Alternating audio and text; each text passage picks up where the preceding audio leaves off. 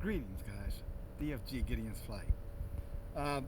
We hid amongst them and we hid from them. And you may ask, what am I referencing? I'm referencing, you know, um, the transatlantic slave trade and Africa's role in it, or the so-called African, from the continent of Africa, from Africa. I'm sorry, all those tribes. We can tell, our story, in its completion, without having to leave out certain groups, for fear that somehow, it's going to be less impactful if we talk about, one so-called tribe.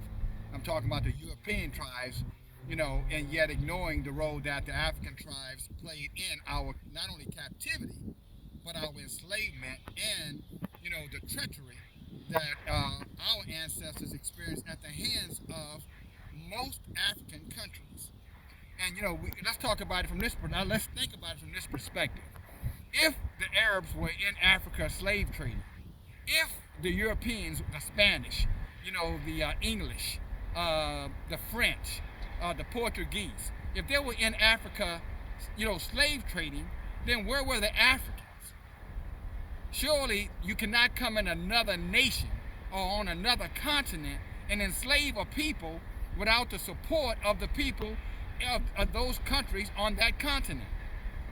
So even in that regard, Africa played a huge role in the enslavement of the Hebrew Israelite, the so-called African American that's here on Turtle Island here in America. And for the life of me, I don't understand why we can't face that truth, why we can't speak openly about it. Yes, we hid that. Right around 70 AD when Rome was killing 600,000 plus of our ancestors. And those of us who could escape Rome went down through Africa. Because Africa was a hiding place for us because of similarities in pigmentation, we could mix with them. But we never could identify with them because they never accepted us as a part of who they were. And so as we tried to hide from the Roman oppressors, from the emperors, from Constantine and his group in Africa, the Africans themselves would not let us hide there. You follow me? So we could run there to hide, but we could not hide from them. And ultimately, they would turn on us and sell us out and sell us into captivity for trinkets, beads, gold, silver, wine, tobacco, and anything they could get their hands on to barter us off as chattel slavery. And I say this again to you who are still caught up in, somehow or another you're African. You're not African unless you are African. And if you are African, then you should know, what tribe you're from in Africa. You ought to be able to trace that tribe. I'm not talking about using this ancestry.com. That's already been proven to be a hoax, a lie. If you're from Africa, then you'll be able to trace yourself back to Africa. If you can't, you can't because you're not African. Africans who are here know where they're from. Go talk to any African that you know and ask them where they're from. And see, even if they're second or third generation Americans who are from Africa, they can tell you who they are, what tribe they're from. You take this gentleman who plays for the Milwaukee Bucks. I cannot pronounce his last name, and I don't want to mess it up. But he's the center for the Milwaukee Bucks. And he's, he went to, he speaks Greek. They call him the Greek freak, if that'll help. When you talk to him, he says, I'm Nigerian, even though I was born in Greece. But my family is from Nigeria. He knows where he's from. Now his children will probably be American. So his children will be American citizens, so-called African Americans, I guess. But they'll know their dad is from Greece, and their dad will know his parents are from Nigeria. All Africans know where they're from, my friend. If you are a so-called African American here, or truly you are a Hebrew Israelite from the tribe of Judah, then, our history book will tell you that. You don't have to struggle with that. And like Malcolm said, why do you hate yourself? Why do you hate your skin? Why do you hate your heritage? You follow me? Either, some of us, are dead set on accepting a culture that's not our culture, the European culture, and get offended when someone says something to them that you should not be practicing, the things that they practice or eating the things that because it's not good for you. it's good for them. It nourishes them and keeps them strong. Their worship, even if it's paganistic, it's good for them because it keeps their spirits fed. But it's harmful for you. It's deadly to you, whether it's the food or the practices. Okay, no insult or disrespect to them. It's just enlightenment for you. But we struggle and we fight with it, you know. And then it comes. Then we say, okay, you know. Then the other group say, well, if you, I'm not going to embrace, you know, the European culture, but I'm going to embrace my culture from Africa. You're not African unless you're African.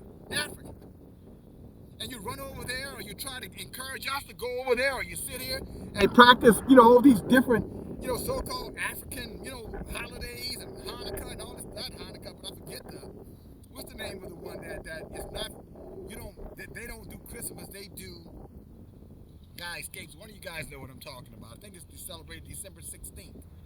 And yet you're not African, and Africans know that. Nigerians know that. You know, Liberians know that. You know, people from Ghana know that. You know, people from the Congo, they know that. Senegal, they know that. All of them know that you're not them. And if you would ask them, they would tell you. I guess they just kind of giggle at you when you run out there, you know, I'm going back to, you know, to Ghana because I want to go back to my roots. The roots that enslaved your dumb ass.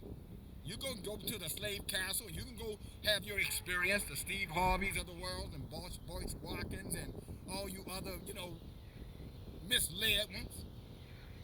You can run in there and look around and cry and put on your African garb. You just look like a dumb, stupid idiot. But if someone told you to put on your garb that's related to, you know, Israel or Israelites, you know, then you get all in your feelings, you get all in your emotions. Well, I ain't doing that. I don't know. How do I know that? No more than how you know that you're African. But there is history that you're from Judah. Now you're the tribe of Judah. There's history that your tribes, or you're from one of the 12 tribes of Jacob, Israel. But you denounce that, and you wonder why, you know, you walk with this curse. You know, it's one of the things I'll add, and it's not exactly, you know, related. It's kind of a dotted line relation to what I'm saying, and that is, you remember when Yeshua when Pilate was judging Yeshua because the people had turned on Yeshua after he had done all the miracles. When he refused to do any more miracles for them, when Yeshua refused to provide any more free food for them, all of a sudden they turned against him. And he went from Hosanna, Hosanna to, crucify him. And remember, Pilate came to them and said, what has this man done? I don't see anything that he's done. And they told him, well, if you don't do this thing and you don't kill him, then you're no friend of Caesar. And he said to them, then, this man is your king. He said, no, these our people, the Hebrew Israelites, told Pilate, or the Roman governor at that time over Jerusalem, we have no king but Caesar. That's what they said. They denied the King of Kings, just like we do now, and say, we have no king but Caesar. We have no king but Rome, or the system that of Rome that we live in here in America. The same thing. History repeating itself. And then it went on to say, when he said that, well, the blood be on you, and they said, yeah, well, let his blood be on us. And then it went found Simon, I think he was Simon the Syrian. Not Syrian, but yeah, I think it was pronounced Syrian. But he was a black guy. And they gave him the cross to carry for Yeshua, because Yeshua could not carry that cross. And he carried that cross for Yeshua up, to the mount where he was crucified. And think about it.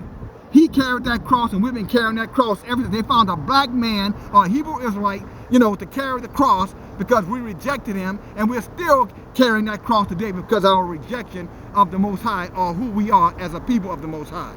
For Rome, unfortunately, or for some African, stuff that has nothing to do with that.